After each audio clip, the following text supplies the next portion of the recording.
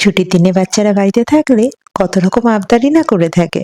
তো সকালে উঠে বললো পাস্তা খাবে। তো কি দিয়ে বানাবো ভাবলাম, বিটটা তো এমনিতে কেউ খেতে চায় না, বিট দিয়েই আজকে একটা দারুণ পাস্তা বানিয়ে ফেলি। প্রথমেই পাস্তাটাকে তেল দিয়ে সেদ্ধ করতে বসিয়ে দিয়েছি। এইদিকে কিছুটা পেঁয়াজ রসুন আর কিছুটা বিট নিয়ে নিয়েছি। ও আমি তো বলতেই ভুলে গেছি, এটা কিন্তু সুজি দিয়ে বানানো পাস্তা, ময়দার পাস্তা নয়।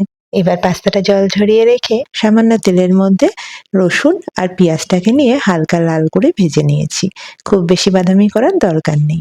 এবার মিক্সিং জারে বিট দিয়ে এই পেঁয়াজ আর রসুনটাকে ভালো করে একটা পেস্ট বানিয়ে নিয়েছি। আর ওই প্যানের মধ্যে যে তেলটা পড়েছিল তার মধ্যে কিছুটা বাটার দিয়ে এই বিটের পেস্টটা দিয়ে দিয়েছি। ৩-৪ মিনিট নাড়াচাড়া করেছি যাতে কাঁচা গন্ধটা চলে যায়। এবার এর মধ্যে নুন, গোলমরিচ আর অরিগানো দিয়ে ভালো করে মিশিয়ে কিছুটা ফ্রেশ ক্রিম দিয়ে দিয়েছি। তার মধ্যে দিয়ে দিয়েছি সেদ্ধ করে রাখা পাস্তাগুলো। এবার নাড়াচাড়া করে সুইট কর্ন আর চিজ দিয়ে এটাকে সার্ভ করেছি।